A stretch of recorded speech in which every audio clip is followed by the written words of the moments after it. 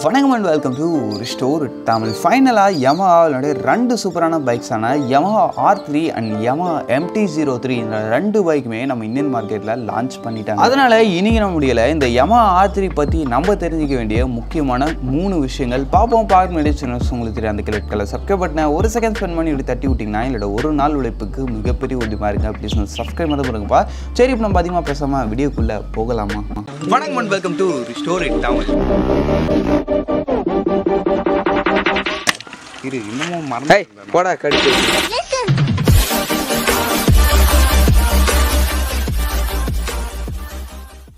சரி, ஃபர்ஸ்ட் விஷயம் அந்த முக்கியமான 3 விஷயங்களில் முதல் விஷயமா நம்ம பார்க்க போகிறது இந்த வண்டியோட ஸ்பெக் அண்ட் டிசைன். ஏன்னா வச்சிங்கன்னா வண்டியோட ஸ்பெக் அண்ட் டிசைன் விஷயத்தில் நிச்சயமாக இந்த ஒரு 300cc செக்மெண்ட்டில் பெஸ்ட்டான ஒரு பைக்காக இந்த ரெண்டு பைக்குமே Yamaha கலை இறக்கியிருக்காங்க. ஃபர்ஸ்ட் விஷயம் உங்களுக்கு வண்டியோட டிசைன் வைஸ் பொறுத்த அளவுக்கு பார்த்தீங்கன்னா வச்சிங்கன்னா நம்மளுக்கு Yamahaவோட MT-03 நம்மளுடைய Yamaha MT-15ஓட ஒரு அப்கிரேடட் வெர்ஷன் டிசைன் மாதிரியே இருக்குது. இன்னுமே much more aggressive, much more ஸ்போர்ட்டியஸ், அதுக்கடுத்து மச் மோர் மஸ்குலின்ன்ற மாதிரி டிசைன் விஷயத்தில் நல்லாவே ஒரு சூப்பராக இருக்குது விசிபிள். அது இல்லாமல் இந்த MT-03ல எனக்கு ரொம்ப ஒரு இம்ப்ரெசிவாக தெரிஞ்ச ஒரு விஷயம் இந்த வண்டியோட சீட்டிங் தான். ஏன்னா நம்மளுக்கு Yamahaவோட MT-15 வெர்ஷன் 3ல கூட நம்மளுக்கு அந்த ஒரு சிங்கிள் சீட் செட்டப் தான் கொடுப்பாங்க. சீட்டிங் ரொம்ப ஷார்ட்டாக இருக்கும். பட் ஆனால் இந்த வண்டியில் உங்களுக்கு ஸ்ப்ளிட் சீட் கொடுத்து அதுவும் கொஞ்சம் நல்லா பின்னாடி ரைஸாக வச்சு வண்டியோட ஸ்போர்ட்டினஸை சீட்டிங் விஷயத்தில் இந்த தாட்டி பெட்டராகவே இன்க்ரீஸ் பண்ணியிருக்காங்க. சொல்லப்போனால் இது ஒன்றும் அதோட அப்கிரேடட் வெர்ஷன் கிடையாது, அதோட ஒரு அடுத்த வெர்ஷன்னு சொல்லலாம். அதுக்கடுத்து நம்ம Yamahaவோட R3யோட டிசைன் பற்றி சொல்லணும்னா நம்மளுக்கு அந்த ஒரு ஃபுல் ஃபேரிங் டிசைனில் எந்த அளவுக்கு சூப்பராக பண்ண முடியுமோ அந்த அளவுக்கு சூப்பராக டிசைன் பண்ணி இறக்கப்பட்ட ஒரு பைக் தான் இந்த Yamahaவோட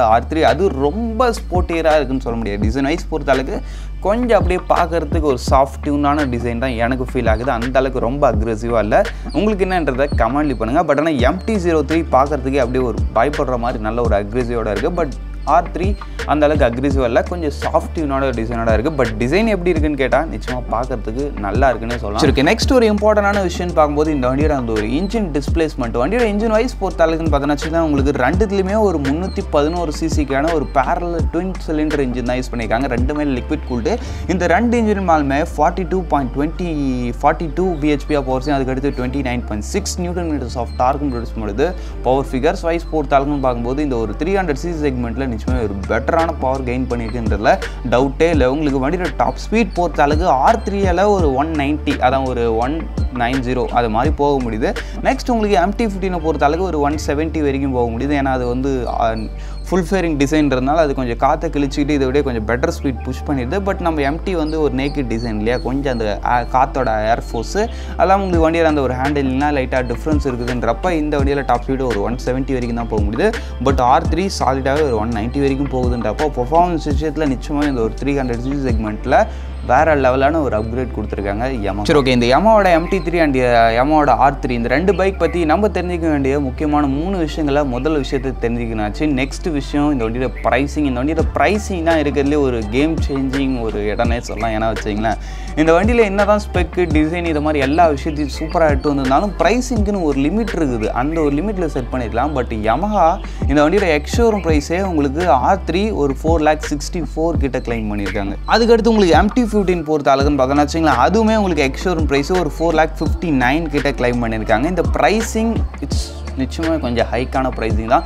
என்ன தான் இந்த வண்டி எல்லா விஷயத்துலையும் சூப்பராக இருந்தாலும் இவ்வளோ ப்ரைஸிங் வச்சுருக்கிறது எனக்கு என்னமோ அந்த அளவுக்கு ஒரு கரெக்டாக தெரியல. ஆன்ரோட் ப்ரைஸிங் அரௌண்ட் உங்களுக்கு R3யோட ஆன்ரோட் ப்ரைஸ் பொறுத்த அளவுக்கு ஒரு 5,30,000 கிட்ட வந்துடும். அதுக்கடுத்து உங்களுக்கு MT-யோட ஆன்ரோட் ப்ரைஸு ஒரு 5,24,000 ஆகும். மொத்தத்தில் ஒரு 5.5 பட்ஜெட்டில் இருக்குது இந்த ரெண்டு பைக்குமே. இந்த ப்ரைஸிங்லாம் பார்க்கும்போது எனக்கு முன்னாடி நடந்த ஒரு சம்பவம் தான் ஞாபகம் வருது. ஆமாம், இந்த MT-03 வேணால் நம்மளுடைய நாட்டுக்கு ஒரு புது பைக்காக இருக்கலாம். பட் இந்த R3ன்றது ஒன்றும் புது பைக் கிடையாது. இது கொஞ்ச நாள் முன்னாடி கூட நம்ம மார்க்கெட்டில் இருந்துச்சு. ரீசெண்டாக இந்த 2020ல் தான் அதை டிஸ்கண்டினியூ பண்ணாங்களே. ஏன்னா வச்சிங்களேன் அந்த அளவுக்கு சேல்ஸ் போகல. அந்த ஒரு BS4லேருந்து BS6 நமக்கு அப்கிரேட் பண்ணுறப்ப அந்த வண்டியால் அந்த டைமில் கேப் பண்ண முடியல. கேப் பண்ண முடிஞ்சு பட் அவ்வளோ டெக்னாலஜி இன்க்ளூட் பண்ணி நம்ம நாட்டில் இறக்குற அளவுக்கு அந்த வண்டியில் சேல்ஸ் இல்லை. ஏன்னா வண்டிலாம் அந்த சமயத்தில் அந்த வண்டியோட ப்ரைஸிங் கொஞ்சம் அதிகமாக இருந்துச்சு. அப்போ எவ்வளோ இருந்துச்சுன்னு கேட்டிங்கன்னா ஒரு அரௌண்ட் ஒரு 3 lakh பட்ஜெட் கிட்ட இருந்துச்சு இந்த yamaha R3 அந்த சமயத்தில்.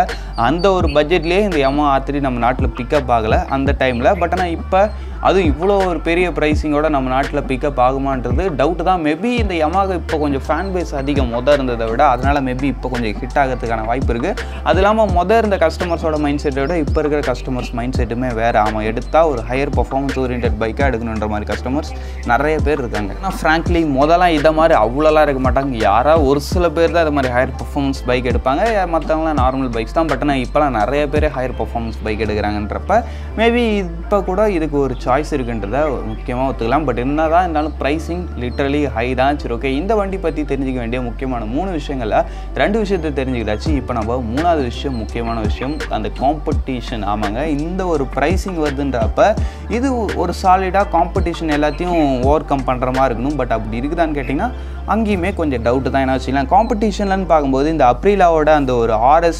457 ஒரு பைக் இருக்குது. அது வந்து இதை விட பெர்ஃபார்மன்ஸில் இன்னுமே கூட ஒரு பெட்டர் தான். R3 விட அது பெட்டராக பெர்ஃபார்மன்ஸ் பண்ணுது லிட்டரலி கொஞ்சம்.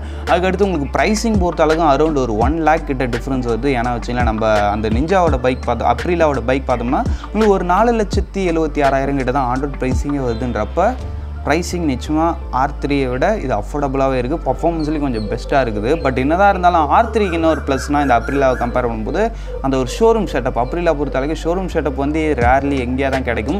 அப்படின்றப்ப நீங்கள் அந்த வண்டியை வாங்குறதும் கஷ்டம், அந்த வண்டியை வச்சு சர்வீஸ் பண்ணுறதும் கஷ்டம். பட் yamaha வந்து நீங்கள் ஈஸியாக வாங்கிக்கலாம், ஈஸியாக சர்வீஸ் பண்ணிக்கலான்ற ஒரு அட்வான்டேஜ் இருக்குது.